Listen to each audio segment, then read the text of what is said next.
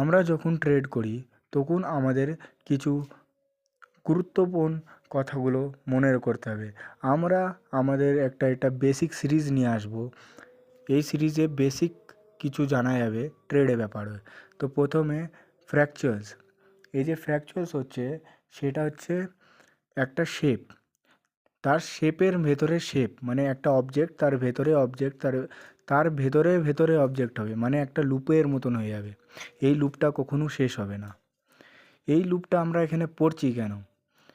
তাকে এইটা আমাদের দেখায় যে চার্ট হয়, চার্টেও টাইম ফ্রেম থাকে বিভিন্ন রকম, 5 মিনিট, 1 মিনিট, 10 মিনিট, 1 ঘন্টা। তো এই ঘন্টায় ঘন্টায় যে টাইম ফ্রেম থাকে সেইটাও একটা লুপের মতন কাজ করে। যেমন কি দেখাচ্ছে, বলছি, একটা চার্ট, 1 ঘন্টার চার্ট, যেটা দেখাচ্ছে কি একটা সাপোর্টে এসে ডাউন ট্রেন্ড হচ্ছে আর সাপোর্টে এসে দাঁড়াচ্ছে। কিন্তু আমরা যখন ওটা 1 মিনিট চার্টে দেখব সেটা ডাউন ট্রেন্ড মনে হবে, কিন্তু ওটা আমরা বুঝতে পারবো না কি ওটা সাপোর্টে নেবে আবার ওপরে চড়বে।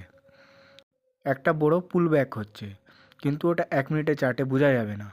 তো আমরা একটা ছোট যে মিনিটে চার্ট হয় সেটাতে আমরা ফেঁসে যাব, একটা ট্র্যাপ হয়ে যাবে। তার জন্য আমাদের এখানে ফ্র্যাকচুয়ালটা লাগে। যেমন কি আমরা দেখতে পাচ্ছি এখানে একটা, যেমন 1 ঘন্টার চার্টে হতে পারে কোনো সাপোর্ট দেখাচ্ছে, 1 মিনিট চার্টে ওটা সাপোর্ট দেখাচ্ছে না, ওখানে বিভিন্ন রকম আপ ট্রেন্ড হবে, ডাউন ট্রেন্ড হবে, অনেক ম্যানিপুলেশন হবে।